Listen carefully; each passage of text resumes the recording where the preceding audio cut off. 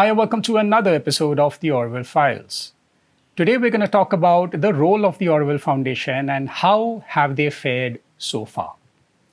Auroville Foundation is a statutory body under the Ministry of Education, and the act was enacted in 1988.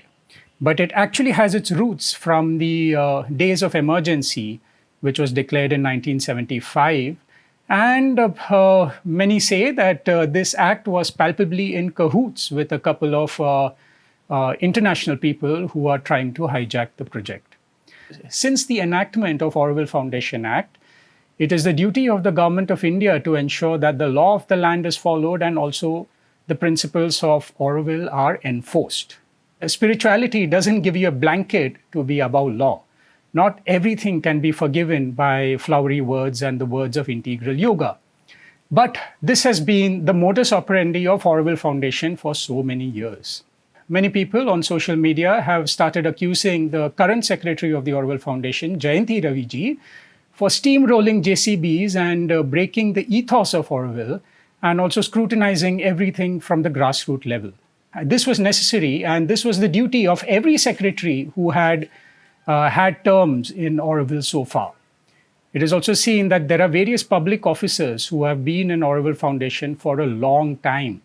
And these people are completely aware of all these Benami properties and all these kind of economic jolmal, but they never took any action and neither did they stop it. Such kind of long-standing officers have also served as secretary of Auroville Foundation many a times. And recently during lockdown also, this government official, who is also accused in the enquiry committee report in 2019, was given the term and responsibility of the Secretary of Auroville Foundation. This was also a time when there was no governing board members to actually take care of affairs. In this period, Auroville Foundation legitimized a lot of ill-gained wealth by various kind of gazettes and spiritual explanations. 2 gazettes were also passed without the knowledge of the resident assembly or the public of India, and it was actually revealed to the residents of Auroville only after the period of filing against a gazette is over. That is approximately 90 days. It is known that this government official's wife is also a newcomer to be Aurovillian or maybe Aurovillian now. Has a piece of land which is purchased inside the master plan area. Now, it is the duty of the government of India to ensure that the master plan is enforced. The gazetted master plan is enforced. But here we have government officials who are purposely, putting barriers against the same. Of course, he has been exonerated in the enquiry committee report in 2019. And it was also recently known that he was exonerated again. It is also found out that many secretaries who have served terms in Auroville Foundation have also become Aurovilians and are either executives or trustees in various commercial units. The story of Auroville has been going on since September 2019, since the enquiry committee report has been submitted to the Ministry of Education, which is probably still in cold shelf. Nonetheless, we have Jayanti Raviji, who comes in as the Secretary of Auroville Foundation, and also the Governor of Tamil Nadu is the Chairman of Auroville Foundation, and it has various prominent members as well.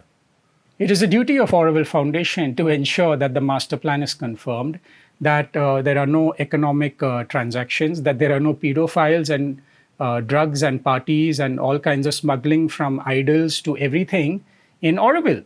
But they have failed their duty so far. The current Secretary of Auroville Foundation is trying to put set processes in place which has been kept unchecked for so many decades, and various secretaries have served terms and have done nothing. So folks, before you believe all these media releases and all this trolling against this secretary, the fact and reality is far from it. The fact is that it is actually the working group members who are divided into the left and the right lobby who are fighting to have control over the assets and lands in and around the master plan area.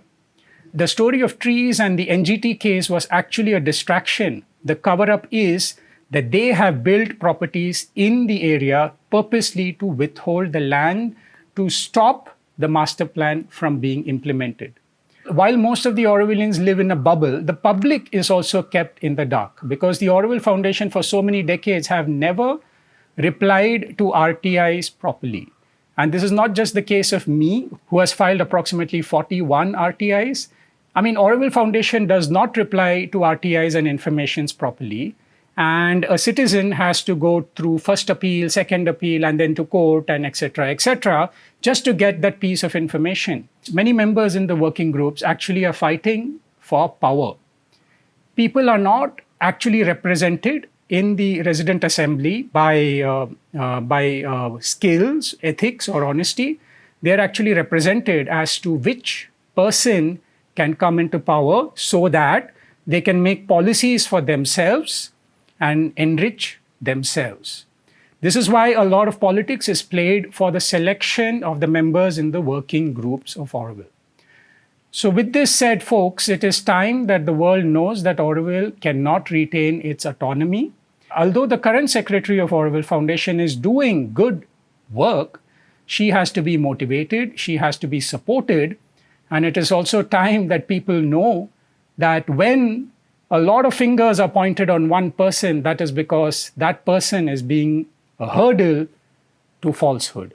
So if you really feel that the protests in Auroville were for right reasons, please note very carefully. Now, we have two lobbies fighting each other who can pay for social media, who can pay for people, influential people sending letters, a lot of press releases given, and the press lobby of the left and the right are fighting each other. But the reality is that it all stemmed from 2019. And like me, there are a lot of people who know the facts of Auroville, and it is time that the public is also aware. And it is a plea to the public that we do not have the resources, but we have the truth. And it is up to you, viewers, to spread this truth in this place of falsehood. It is only then that the true vision of Auroville will manifest, and truly the government of India can restore the spiritual legacy of Sri Aurobindo and the Mother. So this is Vikram Ram from Auroville Files. We are not funded, we are just putting the truth out, and we request that every one of you, everyone who is watching this, is a beacon of truth and takes the torch along.